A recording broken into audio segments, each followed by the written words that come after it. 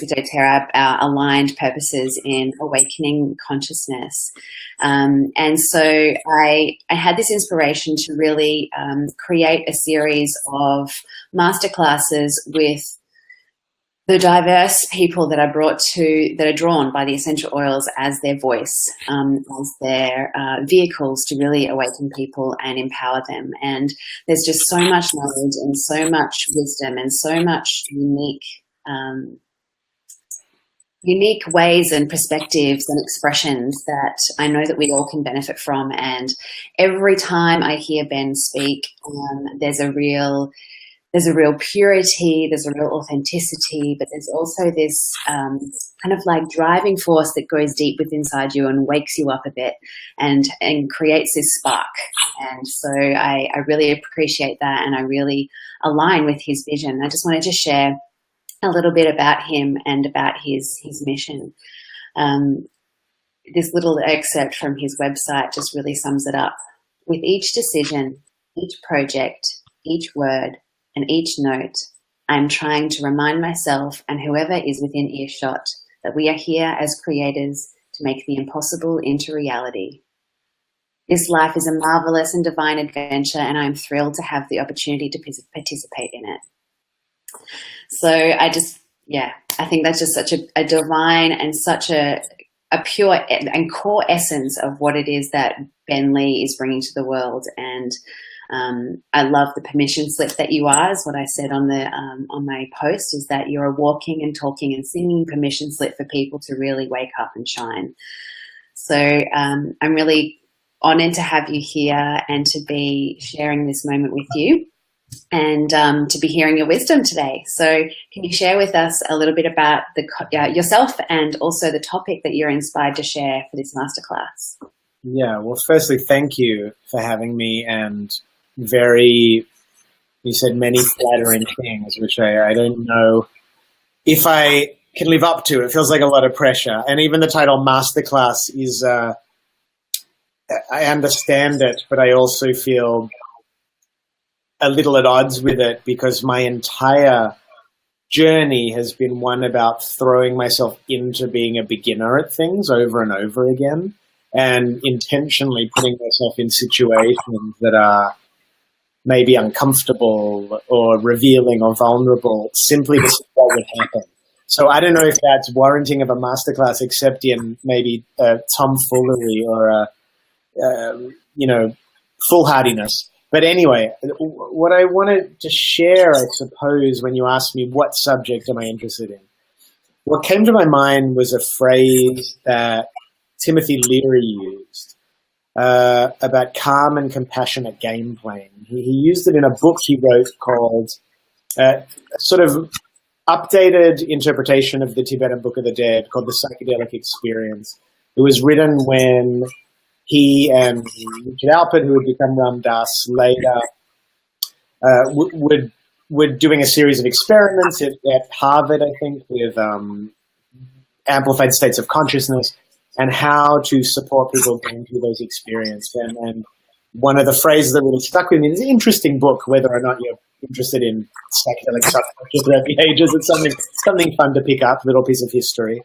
And he used this phrase, what was needed was calm and compassionate game playing. And I read that probably 10 years ago, and it stayed with me because it spoke to a predicament I have found and felt myself placed in, to do with sensing the unreal nature of this reality, yet the necessity of being within it. Right? So I've always loved all the different religions and spiritual schools, and I would see these threads going through it, whether you looked at, for instance, Christian spiritual thought that would say there's a kingdom of heaven, there's another space, basically, right? Or you look in Buddhism when they call this world samsara, or in Hinduism where they call it Maya, which is both these words are sort of akin to illusion. Mm-hmm. And it's a predicament we find ourselves in where even on the most materialistic level, like when I meet very like materialistic atheists that just like love Bill Maher or Christopher Hitchens or whatever, these kind of guys, they still argue that we are ignorant of the truth here, right? Like maybe they feel that we've all become slaves to religion or to this idea of a creator deity, or however they describe it. They still say basically we are ignorant and we need to wake up to reality. So in my mind, that atheist view is not that different from the spiritual view, which is that for whatever reason, we find ourselves ignorant here. We find ourselves asleep in a type of slumber. And we are trying to get more in reality. We're trying to wake up. We're trying to find out what the truth is, or and without even being too macro about it, without finding our personal truth. Who are the people we want to be with? Who's the right partner for me? What job should I be doing? What musical style should I be playing? You know, these are all ways we're trying to get closer and closer to the truth. So for me, there was a very deep resonance from early on when I began to hear these ideas. The idea that to some degree we're operating in some sort of a simulation of the ultimate reality, or something that's like once removed from it. And I remember when I first saw The Matrix, when that came out, I thought that was a very beautiful rendition of Eastern philosophy, in a sense, where there was this moment of waking up. And I don't think for human beings in reality it is one moment. I think it's a series, infinite series of moments of waking up to our own ignorance. But in this movie, there's a moment when Neo wakes up and realizes he's being used as a battery for a machine, which to me is a great symbol of essentially our energy being siphoned into the dreams of the system rather than the dreams of the individual, right? So we have a limited amount of energy. Like even if you just think of it as waking hours within a day, we have this limited amount of energy. Are we going to give that to the pursuit of our own passions and the pursuit of our own generosity and our desire to reach out and connect and help? Or are we going to put it into what society tells us is the things we should be putting it into, you know, whatever that is. It's different in different societies. So I really liked that. And I've noticed as the years have gone on, this motif of the realization of living in an illusion, in a world of illusion, it's been repeated in many types of pop culture, movies, in books, it's sort of it seems to me to be a fundamental philosophical truth. Even if you go back to, I forget if it was Socrates or Plato, but who had the cave? Well, one of them had the story about the cave, about people who were looking at the shadows and had raised their whole life looking at shadows on a wall. They were facing a wall. And then finally someone broke out of the cave and saw the three-dimensional world and came and said, oh, you've got to come outside. You've got to come look at the three-dimensional world. And those that had just been entranced said, but we see this is what we know. So this is a very ancient idea. And again, I want to take away the idea that this is just a mystical concept, because it's also an intellectual concept. It's that with politics, like with the economic structure, economic foundation that this world operates on, we actually don't know what's going on. Like we have all these theories on what would improve it, but there's much information that's hidden from us. And there's much information that we also choose, I think to some degree, not to participate in, just through living, you know, our happy lives. So here's the dilemma, right? We're living in some kind of an illusion. For me, what happened as this idea settled into my psyche, maybe in my early 20s, was I think to some degree I became nihilistic, or became a little bit violent almost with my desire to, like, it's interesting, Anastasia, when you said you feel something in me wants to shake you, it also makes me want to cry, because I know that there's also an immaturity in me that's still a hangover from that period, and I'm trying to work through it to more gentle and sophisticated means of entering into dialogue. But early on, it was the desire to shake the world, to shake my audience, to shake people. And it's a bit like a little kid who notices something going on in their family. that isn't being talked about. And, most of us, I think, go through a period in adolescence where we get angry. My stepdaughter, she's 15, she just went through it. And it's amazing to be on the other side of it, where you walk into the house and you go, we're not talking about the things that are actually happening. Let's have a conversation, And this is like a vital part of adolescence where we rebel against the structure and we say, there's something inauthentic here. And for me, a lot of the things that in a way I kind of became like famous for in Australia, in my music, some of my behavior, it stemmed from that desire to shake my audience, and shake the mainstream. And I think it's double-edged, On one side, there was a purity in that of, I would like to have a more honest conversation, but there was also a lack of patience. There was a lack of compassion and a lack of generosity. And as I've matured and become a parent, I think one of the fundamental things we see is that our children, every day we have to teach them. And what is the attitude we're going to take to them making a mistake? Are we going to shake our children and just be like, you idiot, you don't get it, you don't understand why you have to brush your teeth? It's ridiculous, right?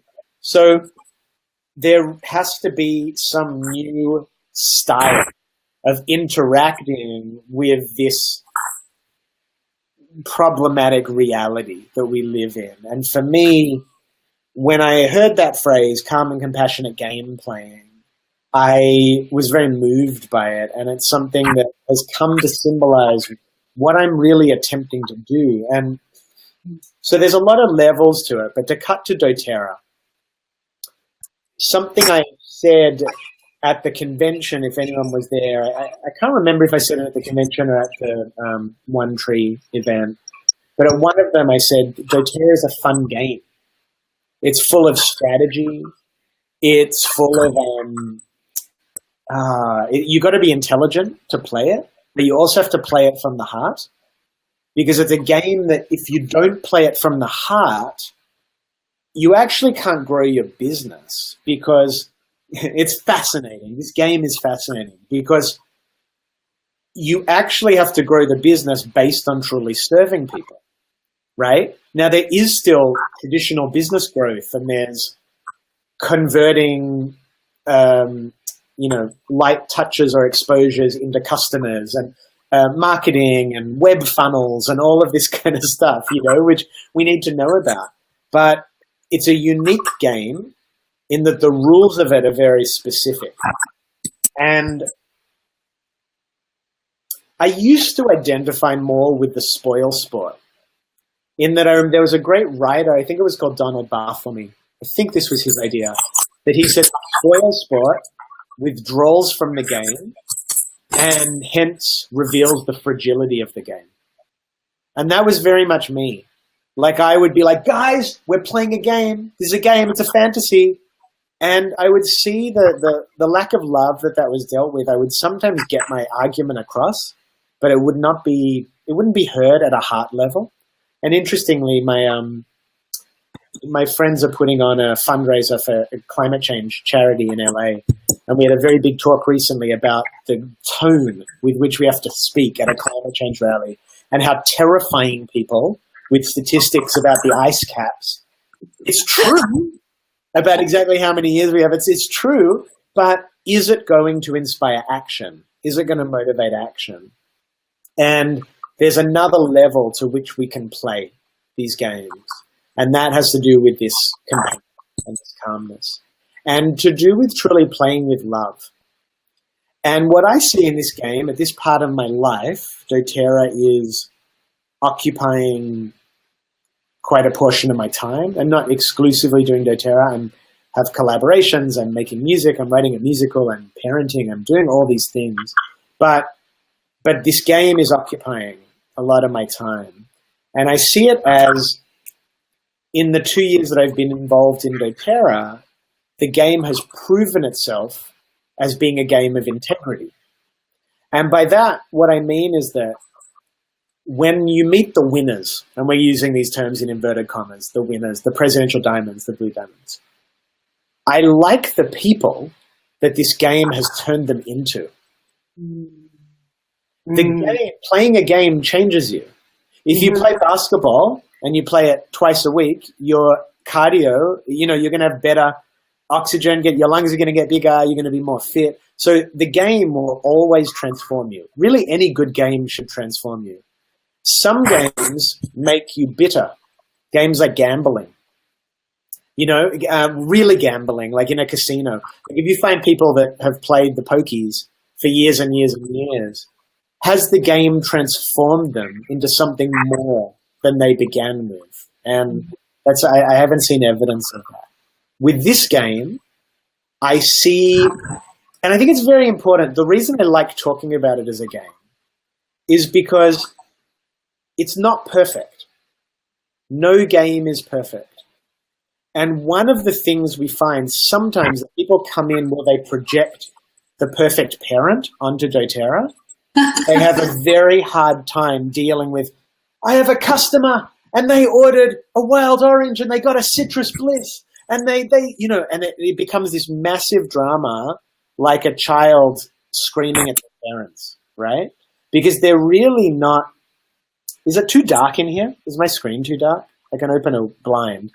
I can see. I'm going to just open a blind. 1 second. Yeah, good idea. Okay. There we go. The sun's going. Yeah, that's a little better. So people that come in without a playful attitude, where it's life and death to them, they have trouble playing.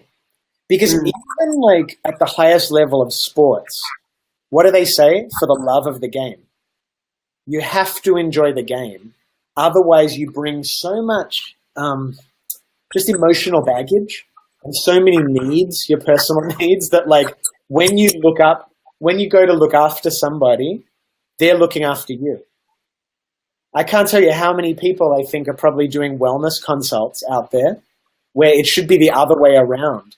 And the person who's enrolled is really looking after the builder, because the neediness is so intense that it's almost like, okay, I'll let you do a wellness consult on me, right?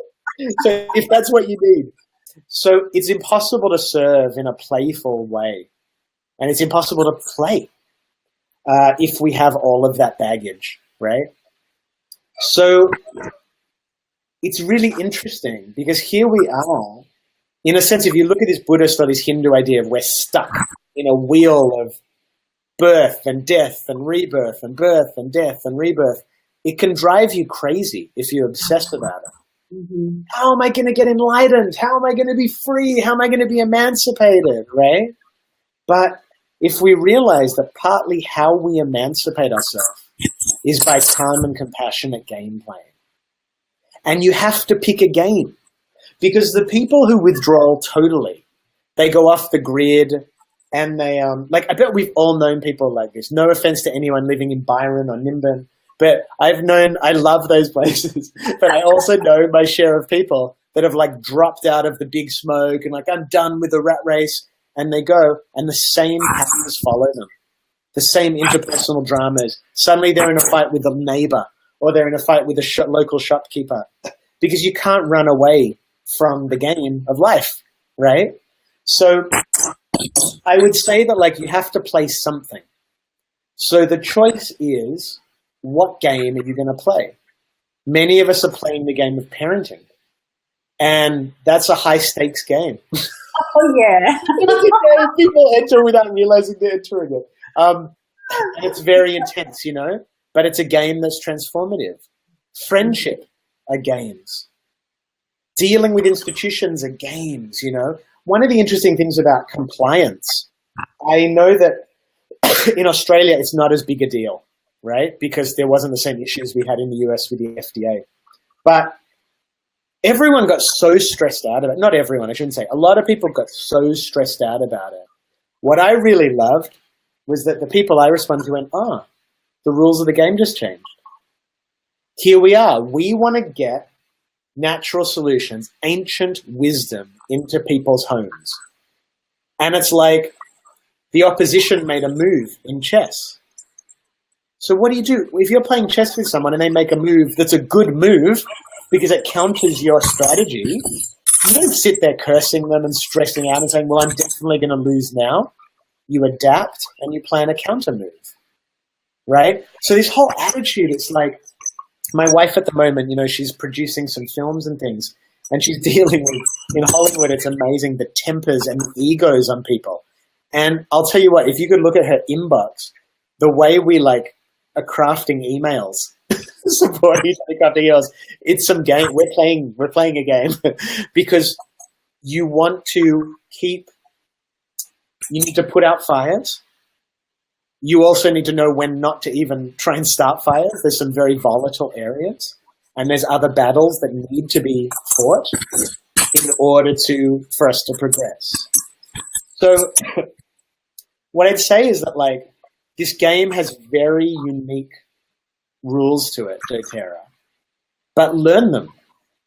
Listen to the people that have won the game. Listen to the Presidential Diamonds, and listen to how much personal development they say is a rule of the game. We have to look at every game. Who's good at it? Well, let me take tips from people who are good at it, right? And I would say we've just hit diamond. The personal development that I took for us to get there shocked me.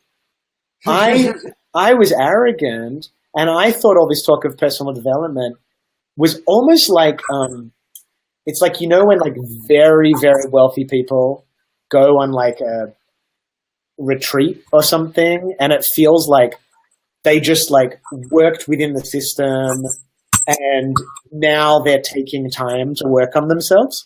Does that make sense? I don't know if that's a good example, but that's how I thought it was. I thought it was all these people just worked so hard, got to the top, and now they're doing personal development. It's just not that at all. It's not that at all. You cannot progress in doTERRA without the personal development. That is a rule of the game. So there's a lot of rules. There's a lot of fun strategy. There's a lot of where, for instance, you're building a team. Are you emphasizing power of three? Are you emphasizing vertical placements, the way Jesse Reimers talks about? These are all, there's no one way to play the game. But there's a lot of really good hints. And above all, I would say that the spirit of play, if the spirit of play can allow it to seep into every corner of your business, and you'll find that the game, you'll like the person that the game turns you into. So that's really the gist of what I wanted to share. Wow.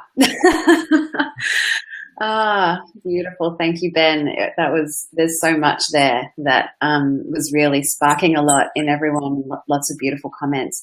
And yes, I didn't mention at the start that Ben Lee and his beautiful wife, Sky, reached Diamond last month. So congratulations in the game. Got through the next open. Yeah, exactly.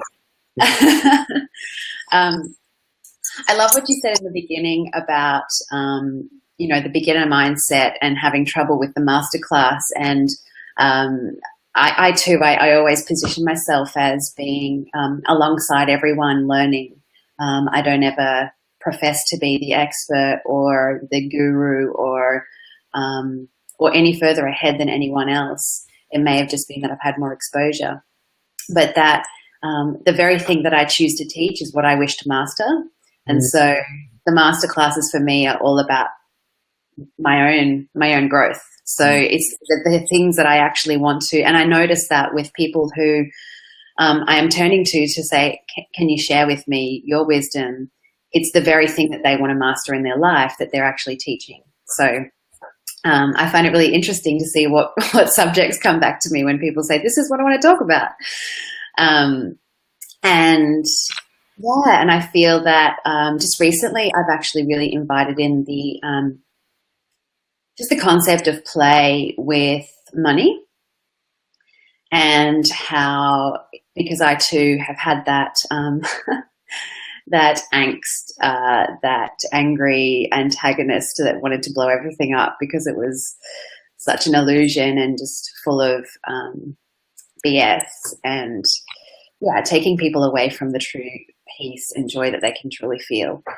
And I saw that with money, and a lot from my conditioning, my upbringing, and just seeing how it plays out in the world and how it actually is perceived or created by people and through people is with this, that what you were mentioning was that seriousness and this life or deathness and this, so much weight upon it. And when I just started bringing in the energy of play, it completely transformed how I be just in my life, let alone be with money. So I really love that. And I think also, and just to speak to that just very quickly, it's important that when we use the word play, it's not another word for leisure. Because play, it's just easy to go play. Like we're talking about the way an athlete plays, the way a chess player plays, that with deep concern for training and strategy, but also remembering that it is a game. Yeah. And I think that brings, it just brings a different perspective and less attachment, I guess, because with the game we can't control it. There's many there's many aspects to it, and we can just play the game, and we can do our best at playing the game. You can argue that it's more fun because we can't control it.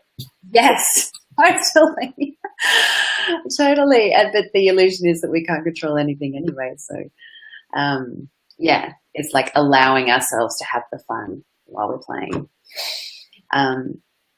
Like with doTERRA, I just feel that for me, it's provided me with a game that allows me to explore so much of that matrix, of that 3D and duality and all of the contrasts and experiences that we have as a human experience.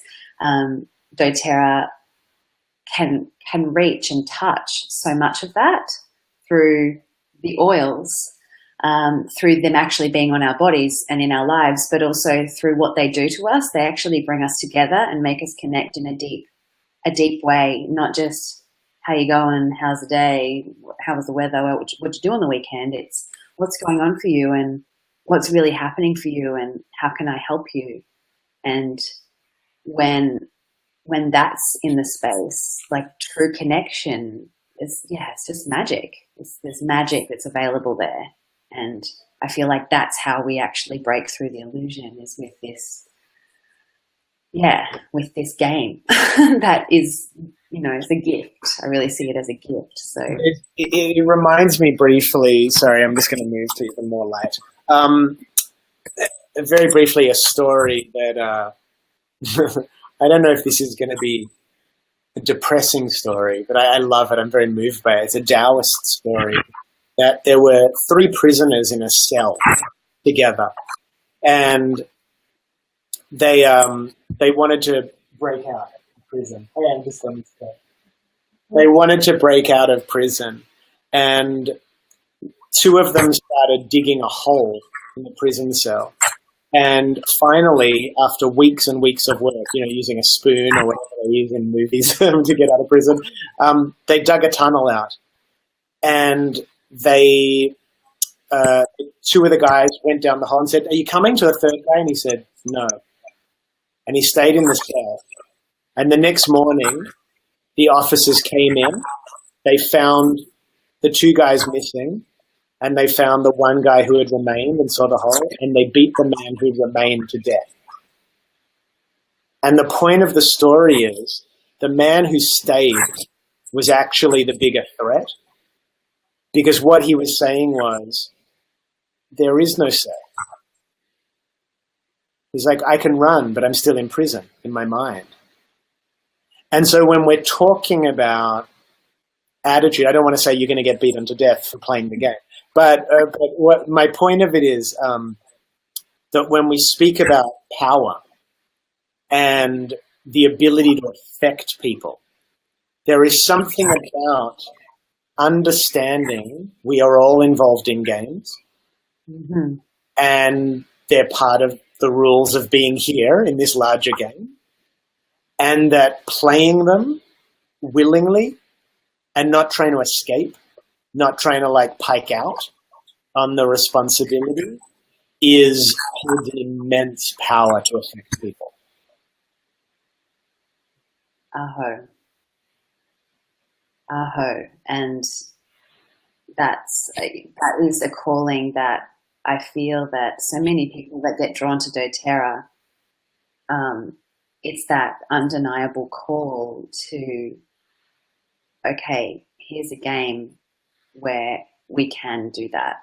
You know, that we're going to be playing, you're still playing a game. You're not, not the, I forget the term you mentioned before, but the person who just stops playing. But we get to actually affect humanity on a singular scale, and which amplifies to everything. I remember I went to see Amma a couple of weeks ago, and something she said was, if just one person gets a peaceful night's sleep, one night's sleep, if one person just for one day has a full belly, if one person just for one day feels loved and held and safe, then you've done your job. And we get to do that on that human connection level on an everyday basis on a smaller scale, but then that just amplifies and amplifies as we play the game and play it bigger. Thank you. Yeah. Thank you for that, Ben. That was awesome. Does anyone have any questions? I can see the comments here. So if you have any questions for Ben before we wrap it up, we've got quite a few people watching live. Everyone's just been in gratitude, thank you, inspired.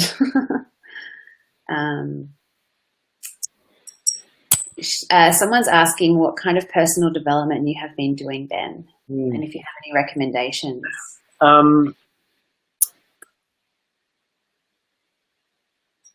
A book that my wife and I read together, a very little book, but it was a wonderful book to read out loud. There's a book by Wallace D. Wattles called The Science of Getting Rich. And it's an off-putting title a little bit. It was written over 100 years ago. But it's a very profound book, and it's a book that really affects the way we think about what we're creating. We've done a lot of tapping. We've done, coaching, affirmations, changing the home screen of my phone to have a diamond. I mean, whatever you want to do.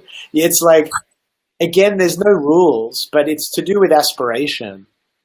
The direction you are reaching in is the direction that the stretch will happen. So I think of it in terms of like effort. Everything is effort. The universe registers effort. So, if you are reaching to expand, grow, you will grow. Yeah, and the shade or the color of light that you're acquiring at that time will come to you in a certain way. I feel that at certain times that perfect book or perfect podcast or perfect, online course will come to you to perfectly support you through whatever your next little onion layer is to come off. Oh, it's also a good TV show that people can watch if you want to watch some TV. There's a show called, what was it originally called? It was called The Prophet, Profit, Marcus Lemonis. It's a reality show where he goes into small businesses that are failing and basically helps them pull their act together and focus on process, people, and product. That's a great show. There's like 4 or 5 seasons of it you can watch, probably up on iTunes or something. And it's one of the few TV shows that, like, every time I put it on, I feel like I'm like really learning about mindset, how to interact, how to be generous, how to be ambitious. It's a really good quality business TV show. Awesome. Thank you. I'd never think to turn to television. Yeah, there's not much, but some of it is good. Yeah, no, it's great. That's another area of my life where I just kind of like, no, Okay. TV's gone. I'm not playing that game. But you know, there's juice in every game. Juice in every game. Everyone's just saying thank you so much for the wise wisdom, and a little word on spontaneity, cultivating, honoring whilst still playing by the rules. Okay. Oh, my daughter's crying. She's like, what's happening? Oh, I just keep on Okay, and there's like 40 people on this thing. It's a live video. Okay, just a few more minutes. Just a few minutes. I'm sorry, her friend's going home because she's sad. Okay, just a few minutes, and then I'll come and help. I promise. You're talking to your mom. Okay, I'll help you in a few minutes. Okay. On what did you say on spontaneity? So she said how to honor and cultivate spontaneity while still playing by the rules. Well, it's like that just happened. And just happened. Is it spontaneous to, like, remember that thing that was going around a few weeks ago with the guy who was pretending his daughter wasn't in the room and the nanny's dragging? Remember that video? Yes. It was really based on control. What we found funny about it was the desperate attempt to control the situation. So in this situation, it was vulnerable. I was exposed as a parent. Obviously, so I don't know whatever's going on out there. I'll find out in a few minutes. My daughter's upset, but it is what it is. So I'm not sure that there is much strategy needed for spontaneity. There is simply, like, life is going to happen. And remembering that it's out of your control. Things are going to happen. And instead of trying to shoehorn them out as quickly as possible and pretend, oh, that doesn't fit my... I enrolled this person. They said they were going to build. They haven't enrolled anyone in 18 months, but I still think of them as my builder. I mean, I've had conversations like that with my builders where they're like, can we stop talking about that person as your builder or as their leg? Because that person is not a builder. They're giving you no indication. So this happens, though, the human mind, like we have a picture of how we want it to be. But really, we're expending a huge amount of energy trying to keep everything in the way we want to keep it. It's more authentic to respond by something. Donna's waving at me because she's the one I've said that to. Hey, hope you did. I didn't out you by name. But actually it's more authentic to just respond to life as it's happening and accept it. And from there, I mean, I say this as if it's easy. It's incredibly difficult because we have attachments, but to some degree, there has to be an acceptance that life is going to happen. It's full of surprise every day. Yes, it's the constant curveball. And you get to change your swing each time. Yeah. Each time. Yeah. Beautiful. Well, I feel like that's a beautiful wrap. Perfect. Look at exactly 40 minutes. That's what we said. Thank you so much for creating the space for this to happen. It was a wonderful conversation. Yeah, thank you, Ben, for having the conversation and being willing to, just open up to whatever it is that you're wanting to master right now. Yeah. I really appreciate, I really see how you just channel wisdom. It's really beautiful to watch how you allow yourself to be that vehicle, and that you're also so willing to share it. I really love playing the game with you. Really? So much. Soon. Yeah, have a great day, and much love to your family. And Bye. see you at the next party.